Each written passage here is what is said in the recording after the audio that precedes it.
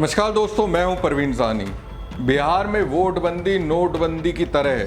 2016 को नोटबंदी देश पर थोपी गई। कहा गया इससे बड़े ही बेहतर परिणाम निकलेंगे, लेकिन क्या हुआ ये किसी से छिपा नहीं है। बिहार में शराबबंदी लागू की गई। उस शराबबंदी के क्या परिणाम निकले ये आप बिहार के लोगों से पूछिए, पूरी कहानी बता देंगे। अब वोटबंदी ये मैं नहीं कह रहा हूँ, बिहार की विपक्षी पार्टियां कह रही हैं। अब बिहार में जिस तरह से विशेष गहन पूर्ण निरीक्षण हो रहा है, उससे ऐसा लग रहा है मुख्य चुनाव आयुक्त ज्ञानेश कुमार पर भयंकर वाला दबाव है। एक तरह से लगता है ऊपर से उन पर दबाव बनाया जा रहा है और उस दबाव के कारण चुनाव आयोग कंफ्यूजन का शिकार हो गए हैं। इसे मैं चुनाव आयोग की ओर से 24 घंटे के अंदर लिए गए 2 फैसलों के बारे में आपको बताऊंगा। उन फैसलों को जानकर समझ जाएंगे चुनाव आयोग कितने कंफ्यूज हैं और बिहार में SIR कराने के पीछे क्या मकसद है। लेकिन इतना तो समझ आता है, खुश करने के चक्कर में चुनाव आयुक्त हड़बड़ी में गड़बड़ी कर गए।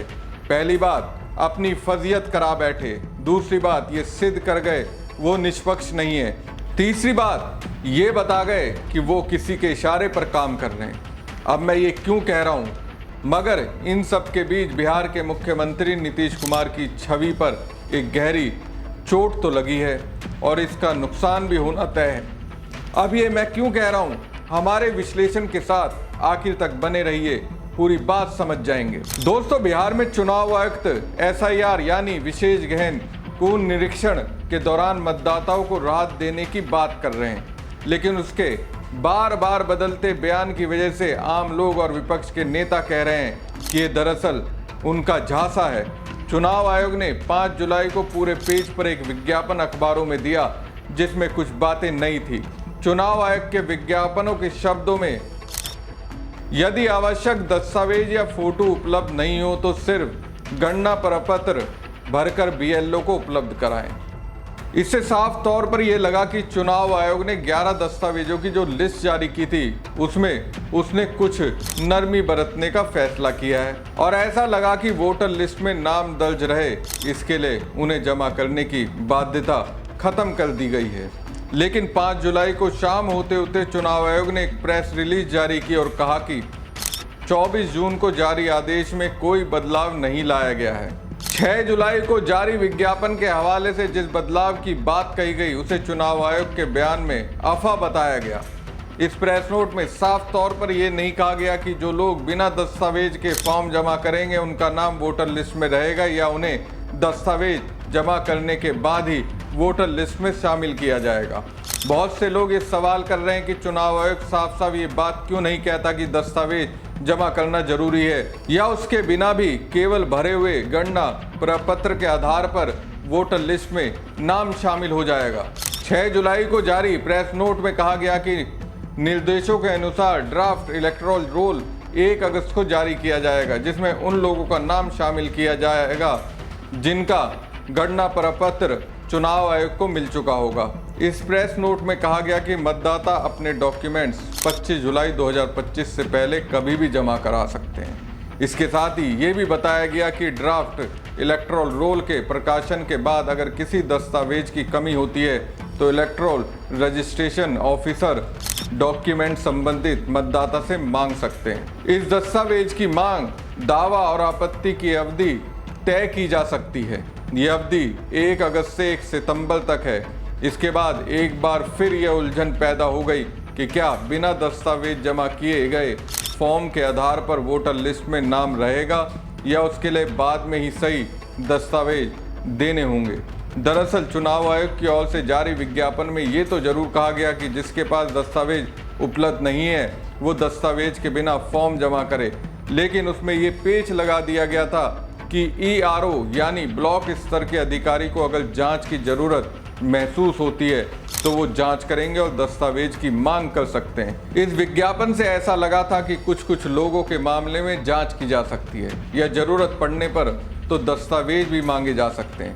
साथ ही ऐसा लग रहा है पूरा अधिकार हर एक ब्लॉक के अधिकारी को दे दिया गया है। चुनाव आयोग इस बात का कोई जवाब नहीं दे रहा है कि उसने अपने पहले विज्ञापन में जिन 11 दस्तावेजों की सूची जारी की थी उसके बारे में अपने बाद के विज्ञापन में ये क्यों नहीं कहा कि उन दस्तावेजों के बिना भी फॉर्म जमा किया जा सकता है। ऐसे में आम लोगों को ये शक हो रहा है कि चुनाव आयोग अपनी वाहवाही के लिए फिलहाल फॉर्म जमा करवा ले रहा है ताकि वो ये दावा कर सके कि इतने करोड़ फॉर्म जमा हो गए, लेकिन बाद में वो वैसे फॉर्मों के आधार पर वोटर का नाम लिस्ट में शामिल नहीं करेगा जिसमें दस्तावेज नहीं होंगे।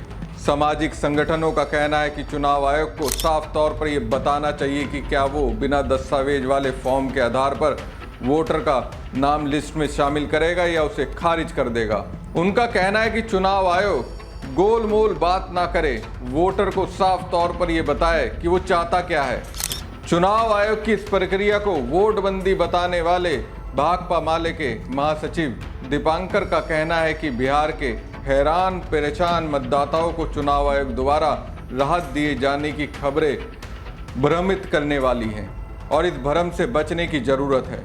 उन्होंने अपने बयान में कहा, जाहिर तौर पर विशेष गहन पूर्ण निरीक्षण की धीमी प्रगति ने चुनाव आयोग को बचाव के इस तत्कालीन रास्ते के बारे में सोचने के लिए मजबूर कर दिया है। अगर 10 दिन में सिर्फ 14% ही भरे फॉर्म वापस आए तो चुनाव आयोग समझ सकता है कि फॉर्मेट के स्तर पर ही भारी संख्या में मतदाता बाहर हो जाएंगे। इसलिए छलावे भरी छूट दी जा रही है कि फॉर्मेट के स्तर पर मतदाताओं को कोई दस्तावेज यहाँ तक कि फोटो भी जमा करने की जरूरत नहीं है। दीपांकर ने आरोप लगाया कि ये छूट भारी पैमाने पर मताधिकार से वंचित किए जाने के खतरे को समाप्त नहीं करती है, ये बस उसे केवल टालती है। उन्होंने ये भी कहा कि यह स्पष्ट नहीं है कि दस्तावेज जमा करने की कोई नई समय सीमा है या नहीं। बकौल दीपांकर इसका मतलब ये भी निकालते हैं कि दस्तावेज जमा ना कर सकने वाले आवेदकों का मामला अन्य उपलब्ध दस्तावेजों के स्थायी जांच के द्वारा मतदाता पंजीकरण अधिकारी द्वारा निपटाया जाएगा। मतदाता सूची के विशेष गहन पूर्ण निरीक्षण के चुनाव आयोग के आदेश में ईआरओ के रोल को भी समझने की जरूरत है। 6 जुलाई को छपे विज्ञापन में चुनाव आयोग ने यह भी कहा कि यदि आप आवश्यक दस्तावेज उपलब्ध करा देते हैं तो निर्वाचक निबंधन पदाधिकारियों को आवेदन को प्रोसेस करने में आसानी रहेगी।